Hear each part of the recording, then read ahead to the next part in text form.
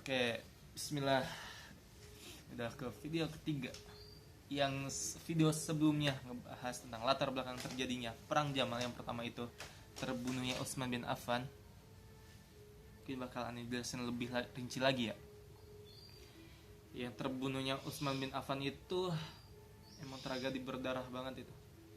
Yang mungkin yang aneh baca dari sirah, yang akhirnya tuh menjalar kemana-mana. Banyak tragedi-tragedi setelahnya.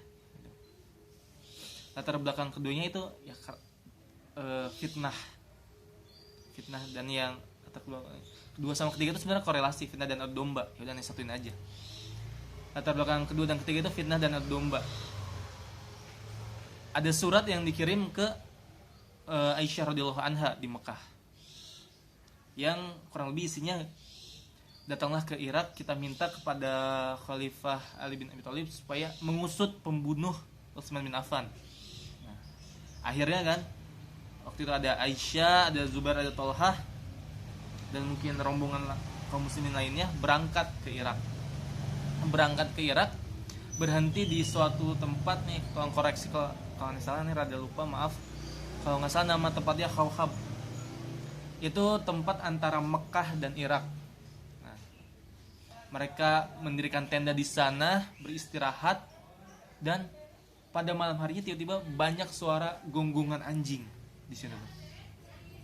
Di situ Aisyah radhiyallahu anha ingat sabda Nabi ketika ya istri-istri Nabi Muhammad berkumpul gitu, lagi diskusi mungkin kali itu sama Nabi Muhammad. Nabi Muhammad bersabda,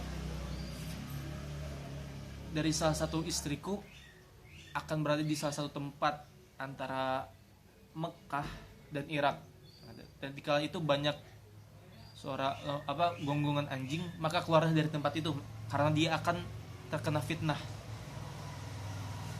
Aisyah inget tuh sabda Nabi. Wah, akhirnya khawatir kan, bilang ke Zubair sama Tolhah, kita harus segera pergi dari tempat ini karena kemungkinan aku yang akan kena fitnah sesuai dengan sabda Nabi.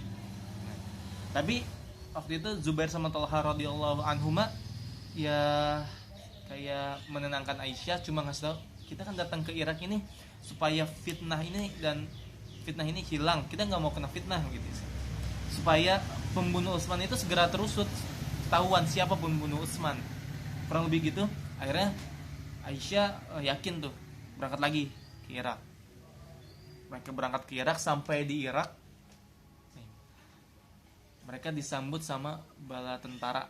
Bayangin ya, bala tentara udah siap, mungkin kayak persenjataannya, perbekalnya udah siap.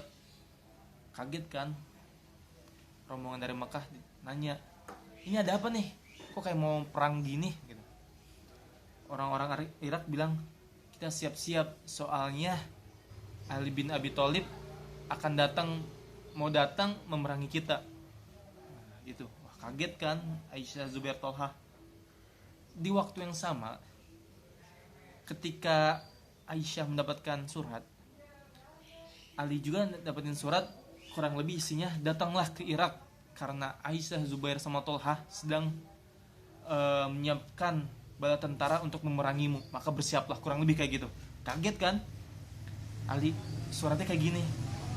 Dan waktu itu di zaman Khulafaur Rasyidin mana ada yang namanya WhatsApp, mana ada media yang kita tuh bisa ngasih kabar dengan cepat gitu. Harus ada utusan, dan itu tuh butuh berapa hari kan. Dan ya udah, Ali cuma bersiap-siap aja karena udah jelas lah, sahabat Nabi, ini juga istri Nabi, ada Aisyah, ada sahabat Nabi Zubair, Tolhah yang dijamin masuk surga. Itu mereka nggak usah ditanya imannya kayak gimana, nggak usah ditanya solehnya kayak gimana, udah kapasitasnya udah luar biasa banget. Tapi Ali itu emang jaga-jaga aja gitu. Jaga-jaga aja bawa bala tentara pergi ke Irak. Nah, di sini akhirnya latar belakang terjadinya perang Jamal, fitnah dan adu domba. Kenapa bisa ada perang Jamal itu? Yang kedua dan ketiga, fitnah dan adu domba yang sangat luar biasa, yang emang mungkin di zaman sekarang kalau terjadi juga ya bisa terpecah belah banget umat muslim.